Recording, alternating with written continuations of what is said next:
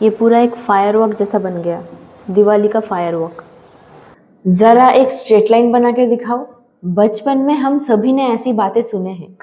एक straight line की quality से पता चलता है कि उस आर्टिस्ट का अपने टूल्स के ऊपर कितना कंट्रोल है।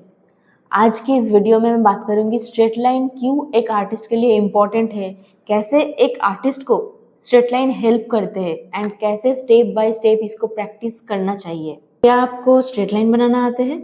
अगर नहीं आते हैं तो इस वीडियो को एंड तक देखने के बाद, नहीं आपको स्ट्रेट लाइन बनाना तो नहीं आएगा, वो प्रैक्टिस के बाद ही आते हैं, बट आपको पूरा आइडिया मिल जाएगा कि स्ट्रेट लाइन क्यों हेल्पफुल है एंड कैसे ये आर्टिस्ट को हेल्प करते हैं एंड उसको स्टेप बाय स्टेप कैसे प्रैक्टिस करना चाहिए।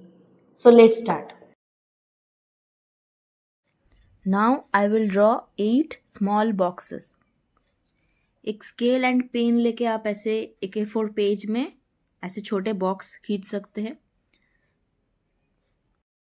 मैं यहाँ पे जेरोक्स के पेपर लेके उस पर बॉक्सेस बना रही हूँ। आप कोई भी पेपर ले सकते हैं, इसमें कोई रूल्स नहीं है। मैं ये बॉक्सेस में जो भी लाइन खींचूंगी वो रिस्ट के हेल्प से खींचूंगी। दैट मीन्स मैं पूरे हाथ को मूव नहीं कराऊंगी, सिर्फ रिस्ट को मूव करा के लाइन्स को खींचूंगी। फर्स्ट बॉक्स में राइट टू लेफ्ट की तरफ हॉरिजॉन्टल लाइन खींचूंगी एंड ये ख्याल रखना है कि आपका हर एक लाइन्स पैरेलल हो, एक दूसरे से टच ना करे। अगर टच करते हैं दैट इज़ ओके, आपको फिर से प्रैक्टिस करना पड़ेगा। नेक्स्ट बॉक्स में left to right same horizontal line. These small straight lines may look very simple but they are very powerful. ये स्टेज आपके हैंड्स को ट्रेन करते हैं so that your hand obey your eyes and mind. These exercises are very kids friendly. अगर आप एक parent हैं तो आप अपने बच्चे को ये सारे एक्सरसाइजेस सिखा सकते हैं। ये उनके हाथों का फाइन मोटर स्किल को डेवलप करने में, उनके हाथ को बहुत ज़्यादा फ्लेक्सिबल बनाने में हेल्प करते हैं। चाहे आप कोई भी एज का हो, ये एक्सरसाइजेस आपको कॉन्फिडेंस देगा, आपके शेकी हैंड को स्टेडी बनाएगा एंड आपके हाथ मोर फ्लेक्सिबल वे में पेपर में मूव करना सीखेंगे। इस बॉक्स में मैं नीचे से ऊपर की तरफ वर्टिकल लाइंस खींच रही हूँ। ड्राइंग में ये सारे टाइप के लाइंस डिफरेंट जगह पे यूज़ होते हैं। हो सकते हैं आप पहली बार जब ये एक्सरसाइज करें तो आपके लाइंस पैरेलल ना हो, वो एक दूसरे के साथ टच हो जाए, बट एक ही बॉक्स में ज़्यादा फोकस ना करके आप नेक्स्ट बॉक्स बना के फिर से सेम एक्सरसाइज को फिर से कर सकते हैं। मैं ये एक्सरसाइज को धीरे धीरे कर रही हूँ। जब आप पहली बार इसको करें तो आप भी धीरे ही करना and after getting some flow आप इसको जल्दी जल्दी कर सकते हैं। अब मैं स्लैंटिंग लाइन बनाऊंगी। यहाँ पे भी मेरा फोकस रहेगा कि हर एक लाइंस एक दूसरे के साथ पैरेलल हो। विथ टाइम आपको स्पीड मिल जाएगा, बट पहली बार आप थोड़ा धीरे करने की कोशिश करना एंड ये ख्याल रखना कि हर एक लाइन पैरेलल बने। उसके बाद आप धीरे धीरे अपना स्पीड बढ़ा सकते हैं। इस बॉक्स में भी जो स्लैंटिंग लाइन बनाऊंगी वो एक ही टाइप का होगा, बट ये अपर लेफ्ट कॉर्नर से लोअर राइट कॉर्नर में आएगा। एकदम छोटे होते हैं 3-4 साल के बच्चे, उनके लिए ये सारे एक्सरसाइजेस बहुत हेल्पफुल होते हैं। छोटे बच्चे स्ट्रेट लाइंस तो नहीं बना पाते, वो उबली लाइंस बनाते हैं एंड उनके लाइंस पैरेलल भी नहीं होते, एक दूसरे के साथ टच हो जाते हैं, बहुत ज़्यादा गैप बन जाते हैं, but with time they get control over their hand. अभी मैं दूसरे तरफ स्लैंटिंग लाइंस बनाऊंगी। ये सारे एक्सरसाइजेस आपके रिस्ट को बहुत ज़्यादा फ्लेक्सिबल बनाते हैं। अगर आपको ये सारे एक्सरसाइजेस अच्छे से करना आ गया दैट इज़ ओके, बट अगर आपको ये सारे एक्सरसाइज करने में दिक्कत हो रहा है दैट मीन्स आपको मोर प्रैक्टिस की ज़रूरत है, तो आप बार बार इसे प्रैक्टिस कर सकते हैं। बात हमेशा याद रखना, प्रैक्टिस के साथ साथ आप मोर प्रिसाइजली ये एक्सरसाइज को कर सकते हैं। अगर आप ये एक्सरसाइज नहीं कर पा रहे तो डू मोर प्रैक्टिसेस जब तक ना आपका रिजल्ट ऐसा दिखे।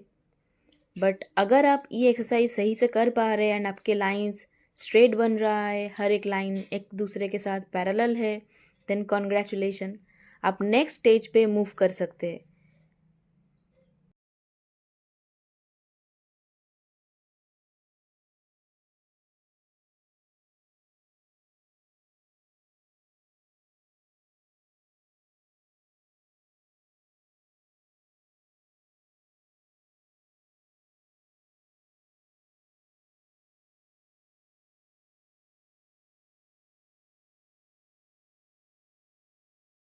जब आपको सिंपल बॉक्स में स्ट्रेट लाइन बनाना आ जाएगा, then try this random shapes.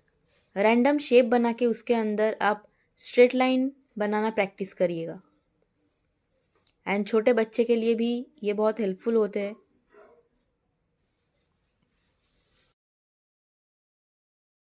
Straight lines are magic for every artist. Straight line एक आर्टिस्ट को बहुत ज़्यादा बेनिफिट देते हैं। इसे प्रैक्टिस करने से हमें बहुत ज़्यादा हेल्प होते हैं। Let's learn about it. The first benefit is straight line का प्रैक्टिस हमारे हैंड आई कोऑर्डिनेशन को और ज़्यादा स्ट्रॉन्ग करते हैं। अब ये हैंड आई कोऑर्डिनेशन क्या है? बहुत किसी का एक मिसकंसेप्शन होते हैं कि एक आर्टिस्ट का सारे जादू उनके हाथों में होता है। उनके हाथ ही इतना स्किल्ड होते हैं कि जिसके वजह से वो अच्छे ड्राइंग कर लेते हैं। बट इन रियलिटी एक आर्टिस्ट जितने अच्छे से ऑब्जर्व करते हैं, जो भी उनका सब्जेक्ट है उसके शेप को, उसके जो फॉर्म है उसको जितने अच्छे से ऑब्जर्व करते हैं, वो उतना अच्छा ड्राइंग कर पाते हैं। ड्राइंग करने से पहले हमारे सब्जेक्ट का जो इमेज हमारे माइंड में ऑलरेडी है, हम उसे ही अपने ब्लैंक पेज के ऊपर विजुअलाइज करने की कोशिश करते हैं, उसको इमेजिन करने की कोशिश करते हैं। हमारे आईज देखते हैं कि ब्लैंक पेज के कौन से जगह से उस लाइन को जाना चाहिए, सो दैट हम अपने डिज़ायर्ड शेप को पा सकें। देन हमारे हाथ हमारे आईज को पेपर के ऊपर फॉलो करते हैं। This is the process of drawing. हम ये जो स्ट्रेट लाइन का प्रैक्टिस करते हैं, इस प्रोसेस के माध्यम से हमारी ये हैंड आई कोऑर्डिनेशन स्ट्रॉन्ग होते हैं। हमारे हैंड हमारे आईज को पेपर के ऊपर से हमारे आईज का जो डायरेक्शन है उसको फॉलो करना सीखते हैं। That is the benefit of practising straight line. ये फर्स्ट एक्सरसाइज का लेवल 2 है। इसमें हम एक A4 पेज में सारे एक्सरसाइज को करेंगे, वो भी ओवर हैंड ग्रिप से। इसमें हम एल्बो से लाइंस को खींचेंगे। दैट मीन्स हम पहले सिर्फ रिस्ट को यूज़ कर रहे थे, अब हम एल्बो से लाइंस को खींचेंगे। यहाँ पे लाइंस पहले से ज़्यादा लॉन्ग हैं, इसीलिए हमें एक बड़ा जगह मिलते हैं हाथों को मूव कराने के लिए। यहाँ पे भी हम पहले राइट से लेफ़्ट की तरफ एंड देन लेफ़्ट से राइट की तरफ हॉरिजॉन्टल लाइन खींचेंगे। Practising this help you achieve more fluidity and rhythm in your strokes.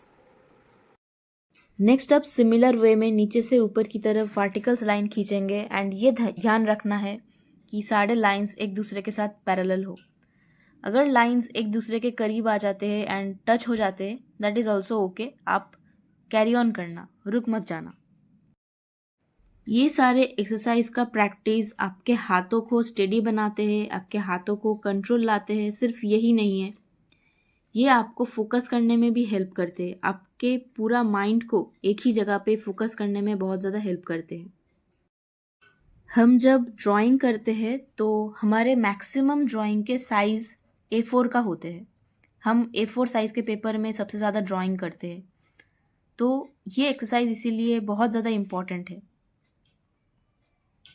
आप सिर्फ राइट से लेफ़्ट की तरफ ही स्ट्रोक खींचेंगे ऐसा नहीं, लेफ़्ट से राइट की तरफ भी स्ट्रोक्स को खींचना। That is how you get control over your hand from all direction. The second benefit of practising straight line is, straight line सिर्फ आपका हैंड आई कोऑर्डिनेशन को स्ट्रॉन्ग करते हैं ऐसा नहीं है। स्ट्रेट लाइन को प्रैक्टिस करने से अगर आप कुछ रेफरेंस को ड्रॉ करते हैं, उस टाइम पे अगर रेफरेंस का फॉर्म बहुत ज़्यादा कॉम्प्लिकेटेड है, उसका स्ट्रक्चर आपको समझ में नहीं आते हैं, तो उसको आप सिंप्लीफाई करके स्ट्रेट लाइन में उसका एक्चुअल शेप को देख सकते हैं। हर एक प्रोपोर्शन को, एंगल को सिंपल वे में देखने के लिए स्ट्रेट लाइन बहुत ज़्यादा हेल्प करते हैं। स्ट्रेट लाइन का प्रैक्टिस से आपके आईज़ एक कॉम्प्लेक्स स्ट्रक्चर में स्ट्रेट लाइन ढूंढना सीखते हैं, जो आपके ड्राइंग को ईजी बनाते हैं। Now let's move on to the third level of first exercise. इस एक्सरसाइज में मैं एक लॉन्ग लीडेड पेंसिल को ओवरहैंड ग्रिप में पकड़ के एक लार्ज पेपर के ऊपर से सिमिलर वे में लाइंस को खींचूंगी। इस एक्सरसाइज को करने से हमें फुल आर्म को मूव करने का स्कोप मिल जाते हैं। अगर आपने कभी ओवरहैंड ग्रिप में पेंसिल को पकड़ के नहीं ड्राइंग किए हैं तो इस स्टेज में आपको थोड़ा प्रॉब्लम हो सकते हैं, बट आप और ज़्यादा प्रैक्टिस करके इस प्रॉब्लम को मिटा सकते हैं।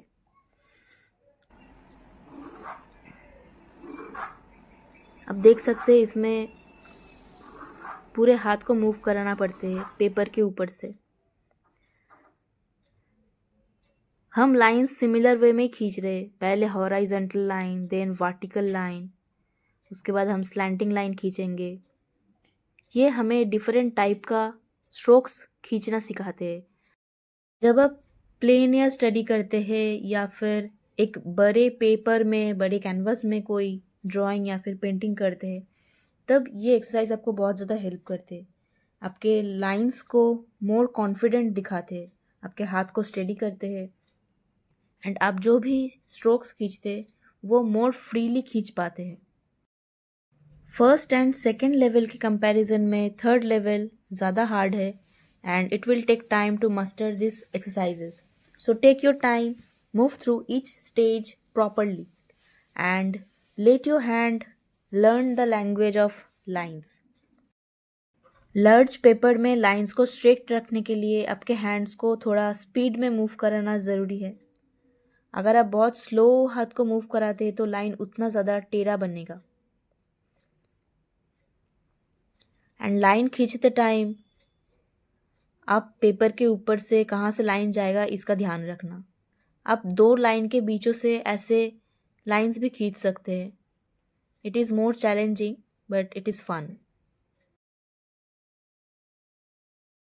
तीनों लेवल पे जब आप स्ट्रेट लाइंस को प्रैक्टिस करना सीख जाते हैं तब आपको एक अलग ही कॉन्फिडेंस मिलते हैं, आपके हैंड बहुत ज़्यादा स्टेडी होते हैं, एंड आपके स्ट्रोक्स मोर एक्सप्रेसिव बनते हैं।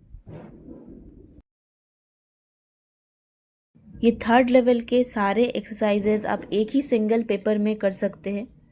मैं यहाँ पे न्यूज़ प्रिंट पेपर का यूज़ कर रही हूँ। एक ही पेपर में सारे एक्सरसाइजेज किया जा सकता है, आपको अलग अलग पेपर लेने की कोई ज़रूरत नहीं है। आप सही से देख पाए एंड समझ पाए इसीलिए मैं डिफरेंट पेपर में इसको दिखाई। आप एक ही पेपर का यूज़ करके उसके ऊपर ही सारे लाइंस खींच सकते हैं, हॉराइजॉन्टल, वर्टिकल, सारे slant lines etcetera. Now let's move on to the next exercise. Let me show you the second exercise. इस एक्सरसाइज में हम पहले स्ट्रेट लाइन खींचेंगे।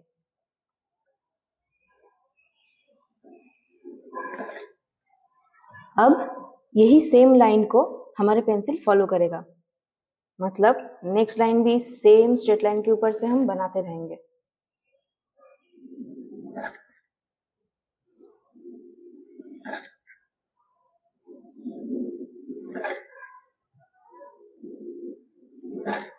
इससे क्या होता है, हमारे माइंड जिसको पता है कि हमें इस स्ट्रेट लाइन के ऊपर से लाइन खींचना है, एंड हमारे आईज जो ये स्ट्रेट लाइन को देख रहा है, उसी आईज को हमारे हैंड फॉलो कर रहा है इस लाइन के ऊपर से, एंड दैट इज हाउ आपके हैंड आई कोऑर्डिनेशन और ज्यादा स्ट्रांग होते हैं। ये लाइन ऐसे मोटा हो सकता है। ये एक्सरसाइज आपको करना है, आप कोई भी डायरेक्शन में इसे कर सकते हैं। बस ये ध्यान रखना कि आप वही सेम लाइन के ऊपर से दूसरा लाइन, तीसरा लाइन खींचते रहे।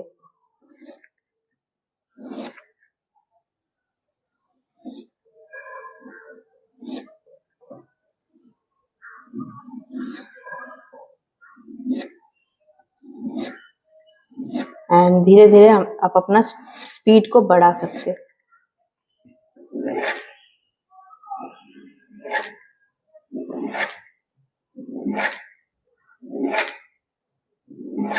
इस मोमेंट में आपका फोकस भी बढ़ता है इस मोमेंट में आपका फोकस भी बढ़ता है।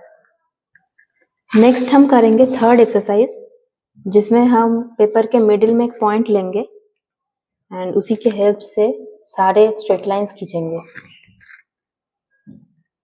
ये ऑलमोस्ट पेपर का मिडिल है।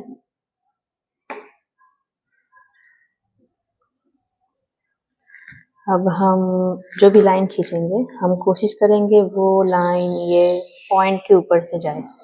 ये होते हैं डिफरेंट एंगल स्ट्रोक्स। हम कोशिश करेंगे कि हर एक लाइन ये मिड पॉइंट से जाए।